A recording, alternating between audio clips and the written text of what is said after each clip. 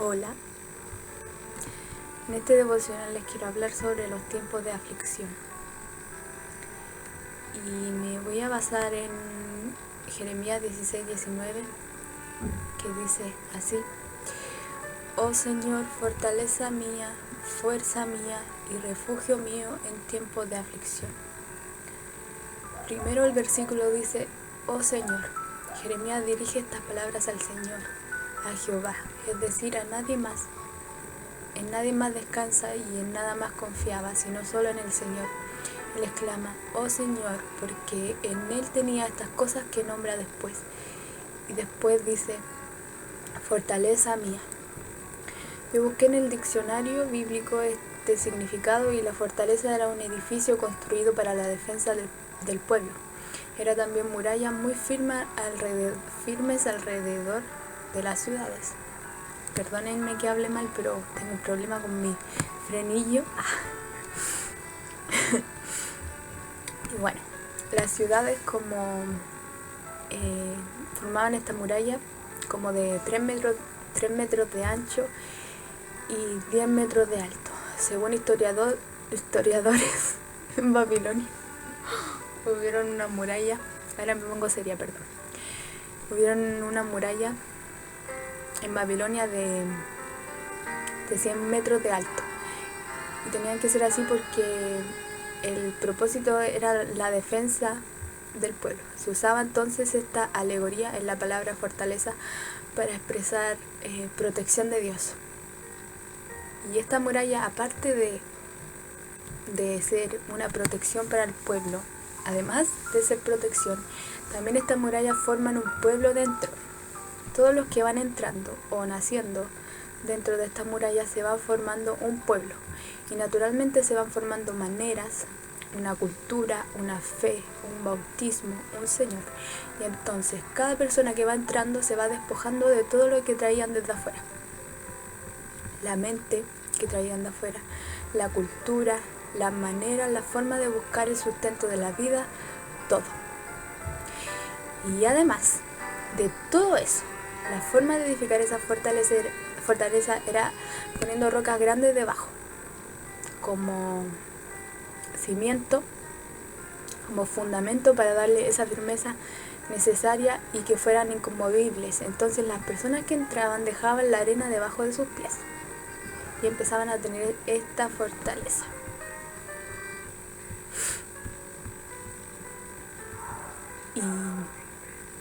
Y esta fortaleza era firme porque tenía estas rocas gigantes debajo. Y nuestra roca es el Señor. Nuestra roca es Jesús, la piedra angular. Para los que no saben qué es una piedra angular, es una roca grande que se usa para construir edificios. Se pone como cimiento de todo lo que se edifica encima. Sin esa roca la construcción se comenzaría a hundir o a irse a un lado o al otro, por el peso que tiene encima, por el tiempo, por los movimientos, por los vientos. Sería como parecido al cuento de los 3 chanchitos.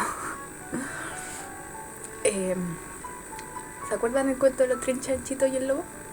Que cuando el lobo soplaba, lograba derribar las casas que estaban débiles, pero cuando fue a soplar la última casa no pudo derribarla porque estaba firme. Entonces ya vimos fortaleza. Ahora Jeremías sigue diciendo: fuerza mía. Y aquí vamos a repasar lo que nos enseñaron en el colegio. ¿Y qué es la fuerza en este mundo? ¿Cómo se manifiestan los efectos en algunos objetos al aplicar esta fuerza en ellos? Y esto va a depender del objeto y de la fuerza que se le aplique al objeto. Voy a dar como 4 o 5 ejemplos. El primero es cuando hay cambios permanentes. Por ejemplo, al aplicarle fuerza al apretar una lata de bebida, esta sufre un cambio permanente en su forma. Y aunque uno trate soplándola o doblándola de nuevo, metiendo los dedos entre medio del hoyito de arriba, aparte de cortarte los dedos, no vas a lograr de nuevo dejarla en su forma original. El otro ejemplo es cuando hay cambios momentáneos. como al aplicar fuerza estirando un elástico. Se estira, pero cuando uno lo suelta y deja de aplicar esa fuerza, el elástico vuelve a su normalidad. Hay cambios también en la trayectoria en un objeto en movimiento, como cuando un autito de juguete está en movimiento y uno pone el dedo empujándolo en otro sentido diferente y este cambia su trayectoria. Sí, yo sé, es algo obvio, pero es parte de cómo se manifiesta la fuerza en este mundo. También están los cambios en la rapidez de un objeto en movimiento. Al empujar una pelota que está en movimiento en esa misma dirección, se produce un aumento de rapidez. O sea, la pelota va hacia allá, nosotros la empujamos hacia allá, va a andar más rápido.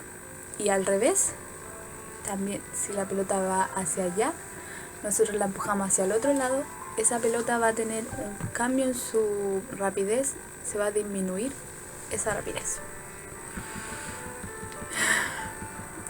Listo. Se acabó la clase de física. Yo quería explicar esto porque para que fuera más entendible que sea como sea que uno aplique una fuerza, siempre van a haber cambios. Inevitablemente causará cambios la fuerza.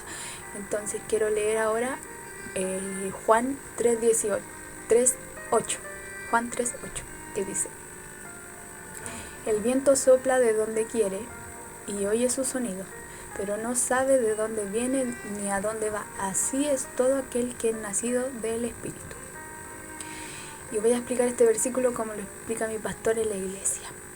Así como el viento no lo vemos, pero si vemos lo que hace, como mover la hoja de los árboles, levantar el polvo del suelo, mover las nubes, etc.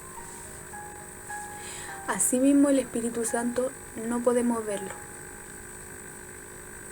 pero vemos sus obras en nuestro interior, en aquel que nació del Espíritu. Comienzan a verse los cambios y transformación por la fuerza del Espíritu Santo que ejerce en él. ¿Y qué decía Jeremías entonces cuando dijo fuerza mía? ¿A qué se refería? Él estaba diciendo que Dios es la fuerza o el impulso que los hijos de Dios tenemos, que produce cambios en nuestra vida. La mayoría de las veces esos cambios son permanentes, pero otras veces son cambios momentáneos, como lo hace el alfarero que va formando un vaso de barro y se le deforma en sus manos y lo aplasta, lo hace de nuevo una bolita y le echa más agua y comienza a formarlo de nuevo, tantas veces como sea necesario para que ese vaso sea perfecto como desea su corazón. Y esos son cambios momentáneos. Otras veces el Señor es la fuerza o ejerce la fuerza para cambiar nuestra trayectoria. Vamos en una dirección y el Señor pone su dedo y nos cambia la dirección, nos dice: para allá no es, te desviaste. Y nos empuja hacia otro lado y cambiamos de trayectoria. Otras veces nos da un empujón para que avancemos más rápido. Y otras simplemente nos detiene, nos dice más lento, tranquilo, con calma, respira. Todo tiene su tiempo. La tercera parte del versículo, en Jeremías 16:19, dice: refugio mío. Pero esta parte requiere de mucha explicación y casi no la pongo porque es mucha explicación, pero lo resumí mucho. En Israel todo homicidio provocaba la acción del vengador de sangre, que era probablemente el pariente más cercano a la víctima, quien tomaría el derecho de matar a quien mató a su pariente. Sin embargo, cuando el homicidio era accidental, había una ley que permitía que la persona buscara auxilio en cualquier templo o altar, tomándose de los cuernos del altar, ya que en esos cuernos se rociaba la sangre de los sacrificios por el pecado y la purificación. Se tomaba entonces de los cuernos del altar para que por medio de la sangre que ahí se derramaba hallara perdón y misericordia de Dios. Y esto se hacía cuando todavía no se establecían en la tierra prometida, cuando todavía Israel estaba peregrinando en el desierto. Pero sin embargo, cuando se establecieron en la tierra prometida, establecieron seis ciudades de Israel que estaban divididas en dos grupos de tres. Eran 6 ciudades que eran Cades de Neftalí, Siquem, Hebrón, Golán, Ramat de Galaad y Becer. Y como les dije, estaban divididas en 2 grupos de 3. A un lado del río Jordán estaban 3 y al otro lado del río Jordán estaban 3. Y eso se hizo para que las personas que estuvieran siendo perseguidas por ese vengador de sangre corrieran hacia la ciudad más cercana y no tuvieran que cruzar un río para escapar de aquella persona, aquel vengador de sangre que lo estaba persiguiendo. Entonces esas ciudades eran ciudades que alojaban o le daban como derecho de asilo a las personas, a los asesinos que fueran como involuntarios, que no hayan matado a esa persona como a propósito, sino por un accidente.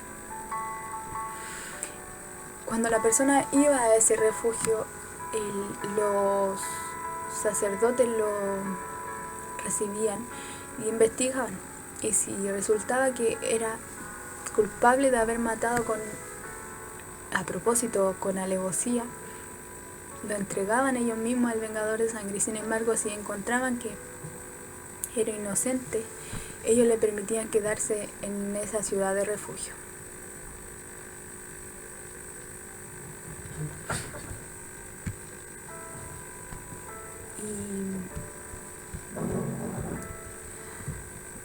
Sin embargo, cuando esa persona se refugiaba en esa ciudad, no podía volver a su casa.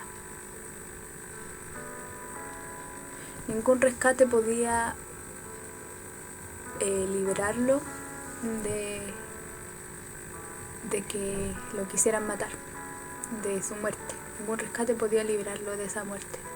Él estaba esperando si salía de esa ciudad de refugio. Solamente podían salir en el caso de que muriera el sumo sacerdote, porque por esa muerte, por esa sangre purificada de los sacerdotes, ya que eran consagrados, solamente con la muerte del sacerdote se hacía una amnistía como general a todos los homicidas voluntarios, todos los homicidas involuntarios, y podían volver a casa en paz, solo con la muerte del sacerdote. Entonces Jeremías habla de esto. Este tema de la ciudad de refugio, de los cuernos del altar y de los sacrificios tiene mucho que ver, o todo que ver con lo que nuestro Señor Jesucristo iba a venir a hacer después y que hizo por fin después. El sacrificio expiatorio de la cruz.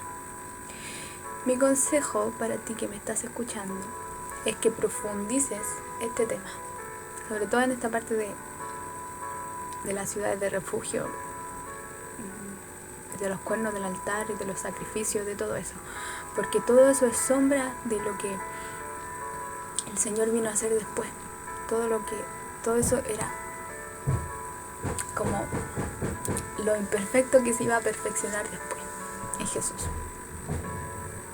Y yo por tiempo no lo voy a exponer aquí porque ya me he demorado muchos minutos, pero lo que quiero decir que es importante para terminar esto, que los hijos de Dios tenemos estos 3 beneficios, tenemos más, pero yo me basé en estos 3, que es la fortaleza de Dios, la fuerza de Dios y el refugio de Dios en tiempos de aflicción. Si tú estás pasando por alguna aflicción, si estás deprimido, si estás triste, si estás teniendo alguna crisis de fe, Haz tuyas estas palabras que exclamó Jeremías. Oh Señor, fortaleza mía, fuerza mía y refugio mío en tiempos de aflicción. Y todo eso lo vas a tener de parte de Dios. Y si quieres saber más sobre este tema, yo tengo muchos versículos y también tengo un estudio guardado aparte para que tú me escribas, escríbeme en Instagram y yo te las paso. Así que muchas gracias por escucharme y que Dios les bendiga.